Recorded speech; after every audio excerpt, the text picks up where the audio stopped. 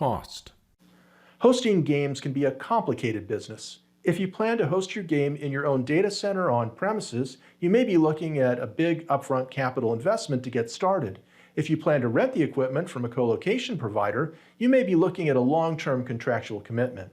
In either case, because you don't know what the demand will be, you need to guess the demand when ordering the equipment or signing the contract. You don't want to overestimate the resources you'll need because the cost might consume the profits. And you don't want to underestimate the resources because if the game is successful, the penalty for under-resourcing can be severe. Players may not want to wait weeks or months for you to upgrade capacity. Would you like to overcome these issues? Is controlling cost part of your business requirements? What technical solutions are you considering to reduce cost? Many of the benefits of game server hosting on AWS have to do with controlling cost.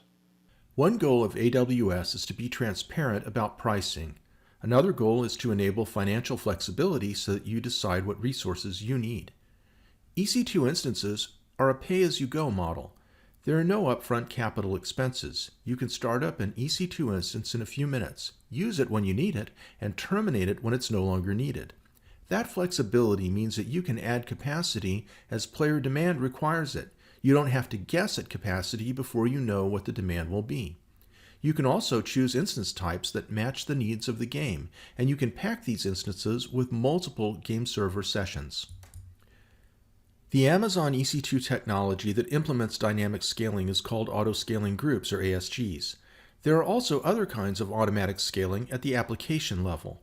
So ideally, you want a system that keeps track of game sessions and provides a certain overhead of available game sessions, and then scales up to meet player demand and scales down to reduce costs.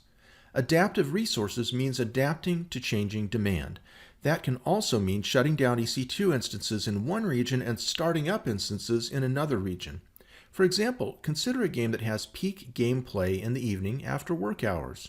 If your game is offered in multiple time zones, you'll want game servers closer to the players and to slowly shift capacity from one region to another. Your game service can be designed to adapt to changes in demand and to changes in the location of your players to reduce latency. You can choose smaller instances for finer granularity of scaling and to more tightly match the changing game demand.